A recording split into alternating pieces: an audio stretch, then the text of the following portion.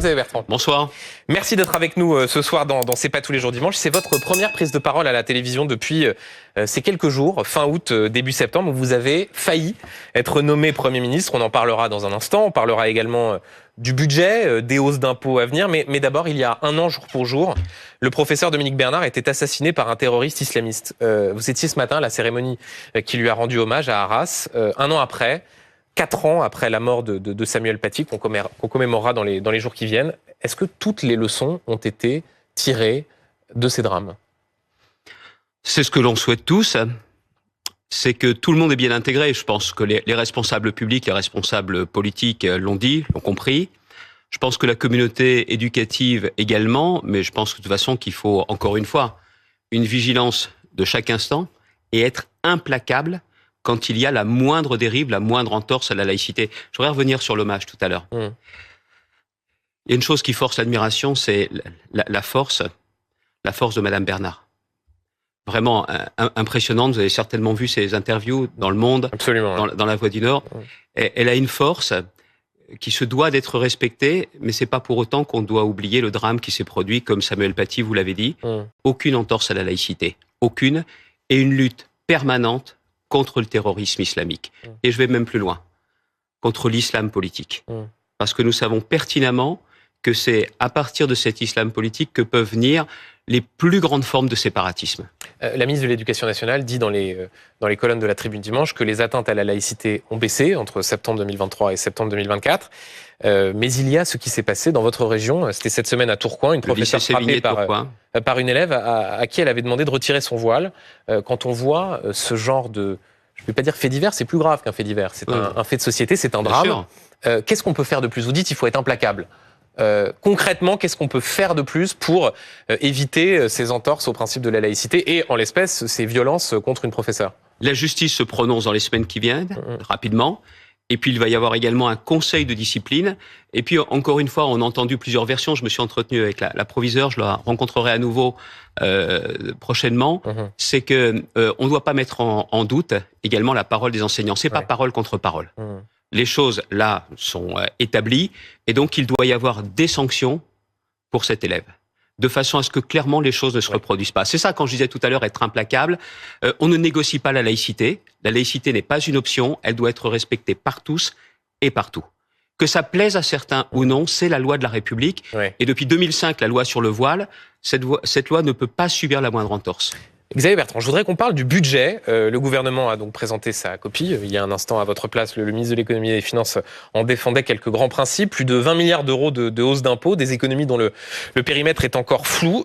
Question très simple, Xavier Bertrand, si vous étiez parlementaire, est-ce que vous voteriez ce budget ? Je ferai des propositions. Bon, déjà, la première des choses, si vous me donnez un petit moment, la France a besoin d'un budget. Et la situation financière, et je pense que la première fois, c'est un sondage qui a été fait la semaine dernière, ELAB, les Français mesurent bien le risque que nous avons de crise financière. Et la crise financière, ça voudrait dire, du jour au lendemain, des mesures beaucoup plus dures, beaucoup plus difficiles à prendre que celles qu'il y a dans ce budget. Donc nous avons besoin d'un budget. Dans un budget, la première des choses, c'est de baisser les dépenses. Baisser les dépenses de façon drastique. Et je vous dis tout de suite, il ne s'agit pas pour un politique de le dire, c'est ce que je vais devoir faire. Moi, au Conseil régional des Hauts-de-France, je vais baisser les dépenses de fonctionnement, je dis bien les baisser, et baisser les dépenses d'investissement. Donc vous dites ce soir, au fond, je donne l'exemple dans ma région, là où certaines collectivités locales disent on nous demande trop d'efforts, 5 milliards c'est trop, vous dites, dans votre région des Hauts-de-France, je vais baisser les dépenses de combien Je vais baisser les dépenses de fonctionnement d'au moins 6%, peut-être plus, et les dépenses d'investissement d'à peu près 10%. Alors, la vérité, c'est que je suis aussi amené à le faire parce qu'il y a les décisions qui ont été prises par l'État, qui demandent un effort très important aux collectivités. Mais je suis pas là ce soir pour venir vous dire, c'est un juste. Je connais la situation budgétaire du pays. Vous l'avez dit vous-même, j'ai beaucoup regardé les choses ces dernières semaines. Je sais exactement quelle situation, et il n'y a aucun gouvernement, aucun Premier ministre qui serait arrivé en disant « Attendez, avec moi ça va être facile, ça va passer crème, on va tout régler ». Donc, mais par contre, ce que je sais, c'est que l'impôt, les hausses d'impôts, c'est en tout dernier recours. Et donc, Xavier Bertrand, vous considérez que, en l'état, la copie gouvernementale présente trop d'impôts et pas assez de baisse de dépenses? Moi, vous savez, il y a deux attitudes possibles vis-à-vis du gouvernement de Michel Barnier. Critiquer ou proposer. Moi, je viens pour proposer. L'un n'empêche pas l'autre. Non, je viens pour proposer. Je viens pour proposer parce que ce qui est important aujourd'hui, c'est la réussite de la France. C'est que la France reste un pays debout. Et pour cela, nous avons besoin que le gouvernement puisse réussir et être aidé. Voilà la logique de ma position. Donc quand vous me dites on peut faire l'un et l'autre, moi ma première logique c'est celle de proposer. Et donc ce que je propose, c'est que les dépenses de l'État baissent davantage que ce qui est prévu aujourd'hui. Ça va être douloureux. Et donc on augmente moins les impôts. Évidemment. L'impôt, c'est en dernier recours. Et après, il y a d'autres points qui me semblent importants. Vous voyez, monsieur Duhamel, on entend de plus en plus beaucoup de Français dire on paye beaucoup d'impôts. En France, on paye trop d'impôts et on ne sait pas à quoi ça sert. Et on n'en a pas pour notre argent. C'est terrible cette phrase. Parce que ce qui est en cause aujourd'hui, c'est la question du consentement à l'impôt. Le consentement à l'impôt, c'est l'un des fondements démocratiques. Et là, aujourd'hui, si vous voulez garder le consentement à l'impôt, il faut la confiance. Le budget ne peut pas comporter la moindre mesure de rétroactivité. Notamment sur la question de la flat tax, il est question... Et l'impôt sur le capital. Il est question de revenir sur ce qui serait aujourd'hui distribué en 2024.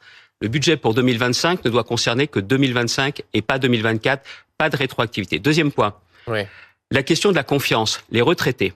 Les retraités dans la loi sur les retraites, vous savez que j'avais fait des propositions parce que je trouvais qu'elle n'était pas assez juste, mais dans cette réforme, il est dit, maintenant, le niveau de vie des retraités, il est garanti. Je suis désolé, vous ne dites pas qu'il est garanti seulement au bout de 6 mois parce que c'est une forme d'impôt. Oui, parce qu'il y a, déguisé. et encore une fois, on en a parlé il y a un instant avec Antoine Armand, une décision de ce qu'on appelle désindexer les pensions de retraite entre janvier et juillet 2025. Ça, pour vous, c'est inacceptable. Tout à fait, parce que encore une fois, c'est une question de confiance. Alors on va me dire, oui, bien sûr, les retraités, faut pas les toucher. Mais attendez, regardez bien les choses. Les retraités, aujourd'hui, eux, il n'est pas question de salaire qui augmente. Les retraités, il n'est pas question de 13e mois, il n'est pas question d'heures supplémentaires, il n'est pas question de partage de la valeur. Donc ce qu'ils ont, c'est pour aller jusqu'au bout. Et n'oubliez pas aussi une chose, c'est que les retraités aujourd'hui, ce sont eux qui assurent énormément de la solidarité à l'intérieur des familles, y compris financièrement. Donc vous dites, Xavier Bertrand, dans les colonnes du Parisien, vous dites il faut, au fond, pour faire les économies générées par cette désindexation des pensions de retraite, il faut à la place faire la réforme de l'assurance chômage. C'est ce que vous montriez tout à l'heure. Mais il y a un instant, Antoine Armand dit, en fait, ça génère des économies sur plusieurs années. C'est pas équivalent. Ça suffit pas. Ça commence à générer des économies importantes dès maintenant. Et les chiffres qui ont été donnés montaient jusqu'à 3,5 milliards, 3,7 milliards. Voilà. Et après, je vais même aller plus loin. C'est que la réforme, je comprends qu'on dise aux partenaires sociaux, vous négociez, mais je suis intimement convaincu qu'il faut aller beaucoup plus loin que la réforme qui avait été mise en place initialement, parce que c'est le retour à l'emploi qu'il faut favoriser. Dernier point sur la question de la confiance. Les collectivités locales. L'État dit aujourd'hui, on va vous faire une ponction, il n'y a pas d'autre mot, de 5 milliards d'euros. J'ai conscience que personne ne peut s'en exonérer. Et d'ailleurs, je vous l'ai dit, pour moi, dans la région, on va baisser les dépenses de fonctionnement. Mais là encore, ça montre que c'est l'État qui nous tient par un fil avec les dotations. On n'a pas les moyens aujourd'hui de déterminer notre politique. Donc l'État peut parfois ouvrir le robinet, et là il le ferme complètement, et donc on est étranglé, mais qu'on nous donne de la responsabilité, de la liberté. Donc nouvelle étape. Nouvelle étape, c'est-à-dire que plutôt que d'être dans une guerre avec l'État, c'est trop, on n'est pas d'accord et autres, sortons de cela par le haut. Et moi ce que je propose, c'est que l'on établisse dès maintenant un nouvel acte de la décentralisation, c'est-à-dire qu'on donne davantage d'autonomie fiscale aux collectivités, davantage de liberté, c'est-à-dire que l'on puisse aussi déterminer par nous-mêmes décentralisation, déconcentration, trop de décisions prises à Paris et simplification. Pas dans un siècle, maintenant. Et il y a une personne qui saurait le faire. C'est Gérard Larcher.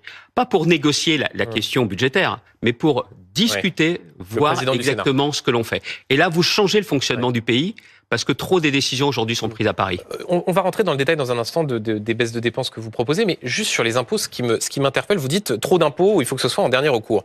Mais au fond, quand on regarde les propositions de hausse d'impôts qui sont soumises à la discussion parlementaire, augmentation des impôts pour les plus aisés, plus de 250 000 euros par an pour un célibataire, plus de 500 000 pour les couples, contribution exceptionnelle pour les grandes entreprises qui font un chiffre d'affaires au-dessus d'1 milliard d'euros.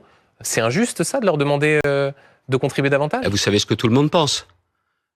Bien évidemment que les gens ne sont pas opposés à cela. Mais alors pourquoi vous dites qu'il y a trop d'impôts? Parce que c'est en dernier recours. Parce que l'impôt est une facilité politique française. Elle est là le sujet. Et d'ailleurs, il y a beaucoup de ceux qui nous regardent, qui nous prêtent, qui se disent, vous les Français, vous savez augmenter les impôts. Il faut leur faire la preuve que l'on sait baisser les dépenses. Le budget de l'État aujourd'hui augmente plus que l'inflation. C'est pas normal. Le budget de l'État doit baisser moins que l'inflation, ce qui est une façon de montrer que nous savons faire des efforts. Attendez, ça va pas être facile, ça va certainement être douloureux, mais encore une fois, l'impôt en dernier recours, en tout dernier recours. Vous savez ce qui manque aujourd'hui ? Ouais. Et pour beaucoup de gouvernements depuis des années, c'est la restructuration de l'organisation de l'État. Ouais. Regardez, on a des services d'action. Ça, c'est, vous savez, Xavier Bertrand, vous avez plus d'expérience que moi en la matière, mais on entend ça tous les ans. Hein, la réforme de l'État, lutter contre le millefeuille, la lutte contre les doublons. Pourquoi les autres gouvernements l'ont pas fait pour réduire la dépense ? Vous voulez que je vous dise ? C'est parce que Paris, le pouvoir central veut garder le pouvoir, veut continuer à contrôler. On fait confiance. Non, mais attendez, je vous parlais de la confiance tout à l'heure. Ceux qui gouvernent ne font pas confiance aux Français. C'est pour ça qu'on a plus de normes qu'ailleurs. C'est pour ça qu'on a plus de contrôle qu'ailleurs. Dans ce que je vous proposais tout à l'heure, notamment sur les collectivités locales, on sait tous ce qu'il y a à faire, tous. Il y a eu un rapport Avignon, un rapport Woerth. Il y a des textes qui ont été faits, notamment qui ont été préparés au Sénat. Et pourquoi ça bouge pas ? Tout simplement parce que Paris veut garder le contrôle. Il est temps de faire respirer ce pays. C'est vrai pour les collectivités, c'est vrai pour les entreprises. Et puis vous avez aussi un autre sujet, vous me parlez des grandes entreprises. Vous leur demandez plus ou vous leur donnez moins ? Parce que ça, c'est aussi un vrai sujet, c'est que vous pouvez donner moins d'aide aux entreprises les plus importantes plutôt que d'avoir toujours la logique de l'impôt. Un point précis encore sur un certain nombre de mesures du budget, le fait que les rendez-vous chez le médecin vont être moins bien remboursés, c'est ce qu'on appelle l'augmentation du ticket modérateur, également sur les arrêts de travail. Est-ce que vous considérez, parce que c'est peut-être aussi ce que se disent certains qui nous regardent, que ce budget est injuste dans l'État ? Ah, ça va conduire à quoi ça ? À une augmentation du prix des mutuelles ? Mais des prix des mutuelles. Donc ça veut dire qu'on va prendre dans la poche des Français. Et là, on en arrive à un autre point. Vous avez entièrement Donc c'est un budget qui prend dans la poche des Français. Vous avez entièrement raison. Vous savez, ce que je veux dans ce budget, ce que je demandais dans l'interview du Parisien, c'est qu'il y ait plus pour les catégories populaires et les classes moyennes. À partir du moment où vous demandez un effort, alors 60 milliards d'euros, je vais être très franc avec vous. Je pense qu'il faut être capable d'aller plus loin dans la baisse des dépenses, de certaines dépenses de l'État, mais de donner davantage aux classes moyennes et aux catégories populaires avec une mesure très simple, la baisse des charges salariales.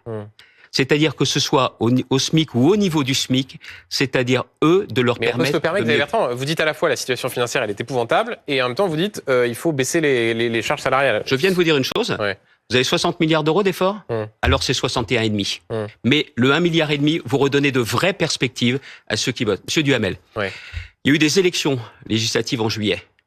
Il faut que les choses soient claires. C'est que ceux qui ont voté se disent on a été compris. Et en l'état, ce n'est pas le cas. Il y a clairement la question de l'autorité de l'ordre, la sécurité, la fin de l'impunité en matière de justice, la maîtrise de l'immigration, mais il y a le pouvoir d'achat, pas en distribuant des chèques, mais le pouvoir d'achat par le travail. C'est de ça dont on a besoin aujourd'hui. Et les services publics.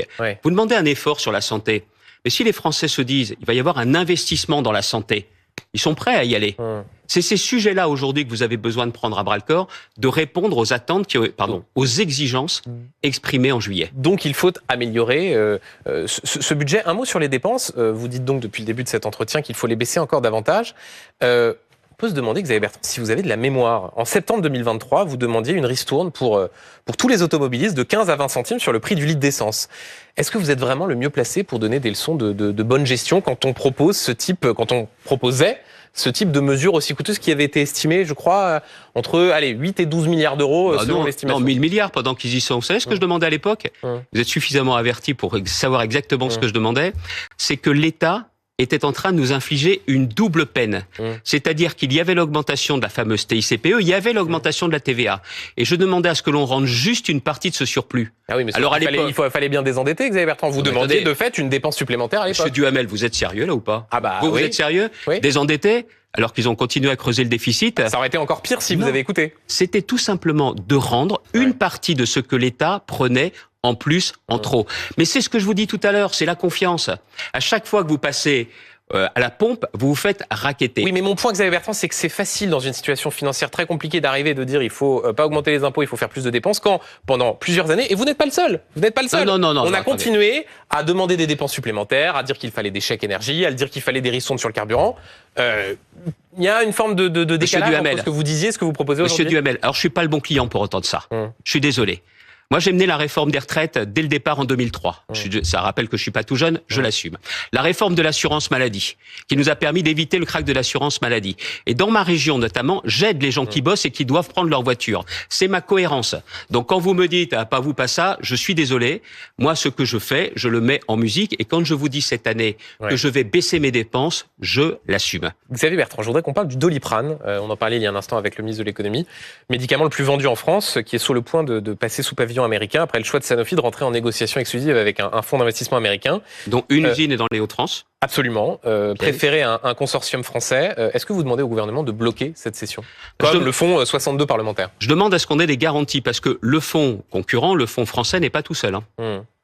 Il y a avec lui d'autres fonds singapouriens et Abu Dhabi également, donc il n'est pas tout seul, l'autre fonds.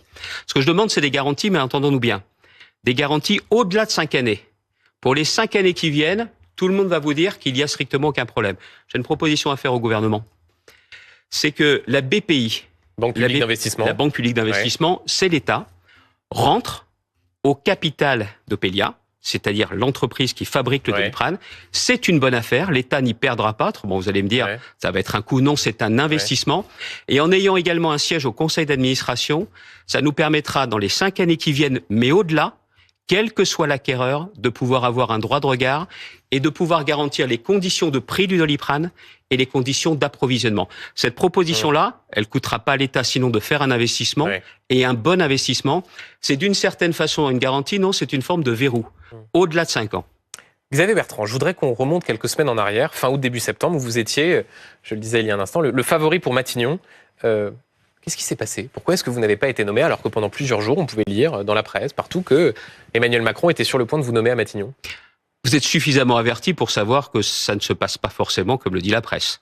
Donc si vous voulez savoir, je pense qu'il faut poser la question directement à Emmanuel Macron. Moi, je vais plutôt vous dire quel était mon état d'esprit.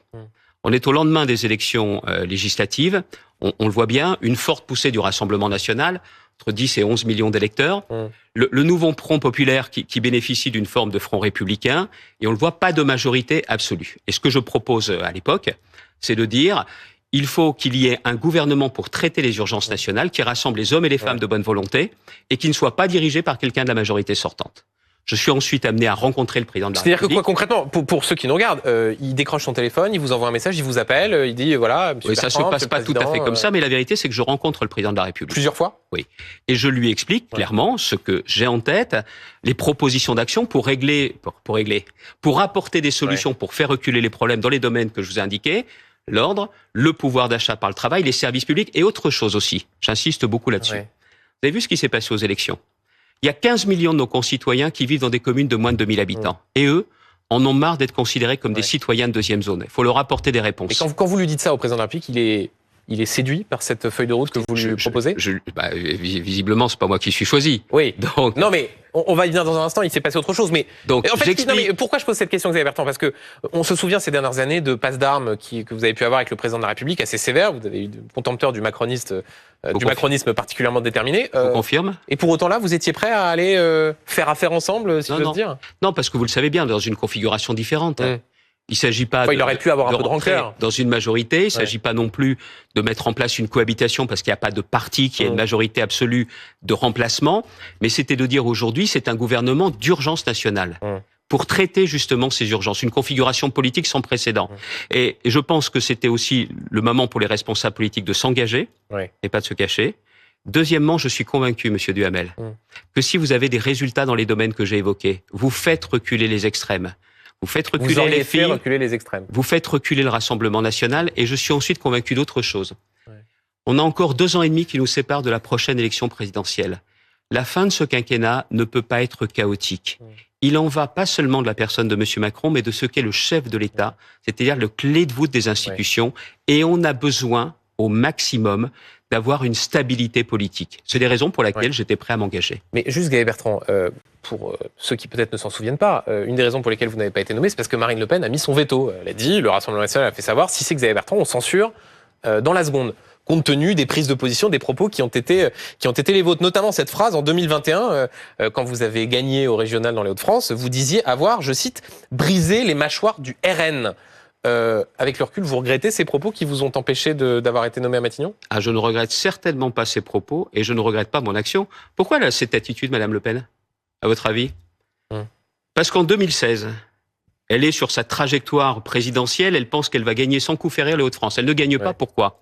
Parce qu'à l'époque, la gauche décide de se retirer et sans négociation appelle à voter pour moi.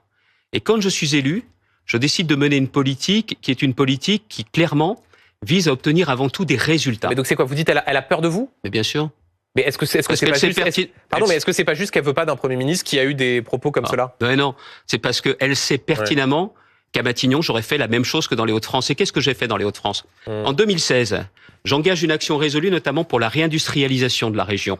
Et vous le savez, c'est la région qui accueille aujourd'hui la vallée des batteries électriques qui vont être l'industrie de demain pour l'automobile. Et j'obtiens avec Bernard Cazeneuve le démantèlement de la jungle de Calais. Il y avait 10 000 migrants qui étaient exploités par les passeurs qui étaient là. On obtient le démantèlement. Pas elle qui l'a demandé, c'est pas elle qui l'a obtenu. Donc Marine Le Pen avait peur de vous, et elle sait pertinemment que j'aurais eu la même action. Et c'est-à-dire que, contrairement à ce qu'il dit, je respecte tous les électeurs, dans ma région comme au niveau national. Qu'ils m'aiment ou qu'ils m'aiment pas, qu'ils votent pour moi ou qu'ils ne votent pas pour moi. Mais ils savent pertinemment que j'ai des résultats. Et quand vous vous attaquez à la colère des gens, quand vous attaquez à la détresse, eh bien, ils ne sont pas, eux, dans les mains du Front National. Ils veulent tout simplement des responsables politiques qui bossent et qui obtiennent des résultats. Et elle ne voulait pas de cela. Censuré immédiatement si vous aviez été nommé. Qu'est-ce que vous en savez? Quand toute la gauche dit on censure et que le Rassemblement national censure, ça fait plus de 289 voix pour faire tomber le gouvernement et donc vous seriez tombé immédiatement. Écoutez, en tout état de cause, moi je vais vous dire, je n'ai pas de regrets par rapport à ce qui s'est passé. C'est la vie politique qui est ainsi faite. Je pense sincèrement qu'aujourd'hui, il ne faut pas croire que le Rassemblement national, c'est l'alpha et l'oméga de la vie politique française. Madame Le Pen... Quand on voit que Michel Barnier appelle Marine Le Pen après des propos de celui qui était à votre place il y a un instant, Antoine Armand, parce qu'il a dit que le RN ne faisait pas partie de l'arc républicain, ça ressemble à une forme de tutelle. Le Rassemblement national, ça rime pas avec intérêt général. Il y a que ses intérêts pour accéder au pouvoir. Elle se moque de la détresse des gens. Elle ne veut qu'en profiter. Voilà la vérité. Et l'histoire du Rassemblement national, c'est ça. Vous voyez, je viens devant vous ce soir, je ne change pas d'attitude, mes valeurs sont totalement les mêmes, et je reste persuadé qu'il faut dire ni LFI, ni RN. Les deux, aujourd'hui, ne visent qu'à profiter des problèmes. Vous, à Matignon, vous auriez appelé Marine Le Pen? Vous avez la réponse, vous savez bien. Qu'il ait appelé le ministre Armand, suite à ses propos, c'est normal. Et ça s'arrêtait là. Si Michel Barnier tombe, vous êtes prêt à relever le gant ou pas? Si Michel Barnier tombe, ça veut dire que vous n'aurez pas une crise politique, mais une crise institutionnelle. Et que derrière la crise institutionnelle, aussitôt, vous aurez une crise financière et une crise sociale. Bien, je veux éviter cela. Oui, mais enfin, ce qui n'empêche que c'est une possibilité. Non, parce que la question n'est pas là. C'est qu'il n'y aura pas la question d'un recours. Il y aura la question d'une crise encore plus importante à gérer. Alors, on doit l'aider et souhaiter qu'il réussisse. Quelques questions politiques pour finir, Xavier Bertrand. La première, la porte-parole du gouvernement a annoncé ce midi dans BFM Politique une nouvelle loi immigration pour début 2025, à peine un an après le vote du dernier texte sur ce sujet. Marine Le Pen le demandait. C'est pour ça que le gouvernement on se moque de ce qu'elle demande, Marine Le Pen. La France a besoin d'avoir une nouvelle loi pour maîtriser l'immigration et on n'a pas besoin de savoir... Donc vous soutenez cette idée? Quand on voit qu'il y a eu 30 lois en 40 ans, est-ce que c'est vraiment une loi supplémentaire qui fait la différence? Vous trouvez qu'on peut expulser facilement aujourd'hui les OQTF? Non. Alors il faut pas sûr que ce soit par la loi, ça. C'est les questions des laissez-passer consulaires. Vous avez des questions aussi de pouvoir placer en centre de rétention ou en résidence, assignée à résidence, qui simplifie les choses. Les pays qui font mieux que nous le font comme ça. Et puis quand même, en matière économique, ça vaut quand même la peine, comme dans certains domaines, de choisir qui rentre en France.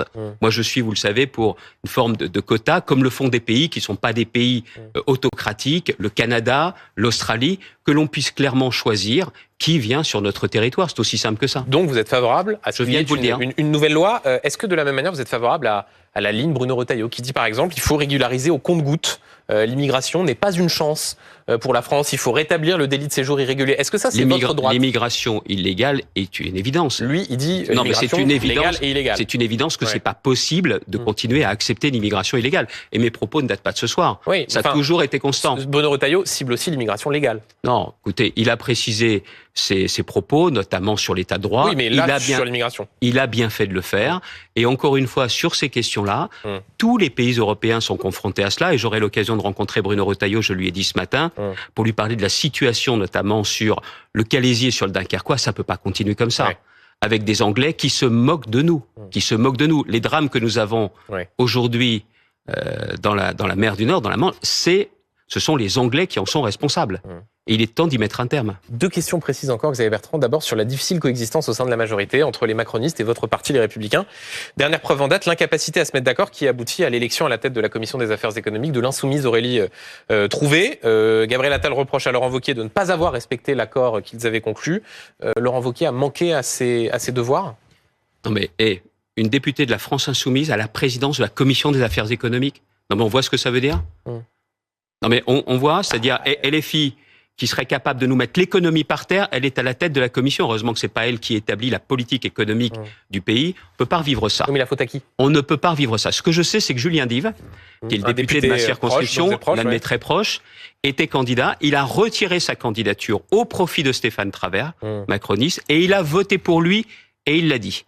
Et j'aurais aimé que la consigne soit de faire exactement la même chose, parce que entre Monsieur Travers et Madame Trouvé, Monsieur Travers, qui est de Renaissance, je sais pas si on dit encore comme ça, et LFI, il n'y a pas photo. Et donc c'est Laurent Wauquiez qui a fauté dans le cas d'espèce. Ni LFI, ni RN. Je ne veux pas des extrêmes. Et c'est la raison pour laquelle je propose également qu'on sorte aussi de cette situation. On voit bien qu'il y a des différences, c'est normal.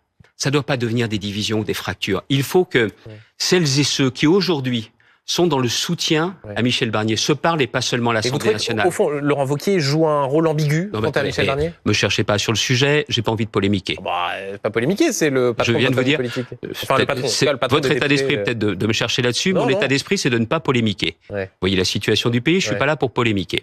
Mais une chose est certaine, c'est qu'il faut qu'on se parle et qu'on s'entende. On ne peut pas continuer comme ça à avoir des, je le dis, des fautes politiques comme celles qu'on vient de connaître avec l'élection de Madame Trouvé. Ça ne doit pas se reproduire. Et il faut qu'on se parle également. Il faut qu'on se parle également sur le projet sur lequel nous pouvons être d'accord. Pardonnez-moi, c'est pas sur les plateaux de télévision qu'on doit faire part de tel ou tel projet. Moi, je suis pour un système qui est un peu à l'allemande, qui est pas dans la tradition française. On s'est beaucoup moqué des Belges. On se met autour d'une table et on voit ce sur quoi on est d'accord. On appelle ça des urgences, des priorités. On avance déjà là-dessus. Deux questions précises pour terminer, Xavier Bertrand. C'est plus que ce que vous aviez dit? Oui, c'est vrai, mais comme je suis ici, chez moi, si j'ose dire, je rajoute, évidemment chez moi, c'est un chez moi collectif. Sur votre parti politique, maintenant qu'Éric Ciotti est parti, il va falloir lui trouver un chef. Est-ce que Laurent Wauquiez est le chef naturel, le leader naturel de votre famille politique? Chaque chose en son temps, j'aurai l'occasion de vous en reparler. Pas très enthousiaste vis-à-vis de Laurent Wauquiez, ça. J'aurai l'occasion de vous en reparler. Et vous pourriez, vous, être candidat? Je serai beaucoup plus disert que je le suis ce soir. Bon, donc vous prenez date pour venir sur ce plateau. Autre question, en février dernier, vous disiez à nos confrères de Ouest France, j'ai bien l'intention d'être candidat en 2027. Est-ce que c'est toujours le cas? Et pourquoi ça aurait changé? Parce que les circonstances ont changé, non? Donc, je viens de vous répondre. Donc vous avez toujours l'intention d'être candidat en 2027? C'est pas le sujet d'aujourd'hui, mais je vous dis, aucune raison ne m'aurait amené à changer. Réponse très claire. Et si, puisque la question lui était posée à Édouard Philippe, si l'élection présidentielle avait lieu plus tôt, est-ce qu'il serait prêt? Il répondait dans les colonnes du Point, je vous le confirme. Est-ce que c'est votre cas? Moi, je mettrais toute mon énergie à rassembler et à faire en sorte que ce quinquennat puisse aller à son terme. Et c'est l'intérêt de tous, c'est l'intérêt des Français, c'est l'intérêt du pays. 2 secondes. Voyez la violence politique qu'il y a, notamment avec les extrêmes et LFI. Imaginez si on avait la possibilité de dire, eh bien écoutez, ce mandat ne va pas à son terme. Ça veut dire que pour tous les responsables, quels qu'ils soient, tous les responsables politiques, c'en serait fini, la visibilité donnée. Quand vous avez une députée européenne de la France Insoumise qui vient dire à des journalistes, vous devrez rendre des comptes, c'est la même logique. Parler de Rima Hassan. Exactement. Et des journalistes de BFM Et donc TV. sur tous ces sujets, il faut aussi raison garder et garder son sang-froid. Et je le dis aussi, c'est l'intérêt de tous que, clairement, les choses, la vie politique puisse se dérouler normalement au terme prévu. Mais je retiens, Xavier Bertrand, que vous n'avez pas changé d'avis sur votre intention d'être candidat en 2027. Merci beaucoup d'avoir été l'invité de C'est pas tous les jours dimanche.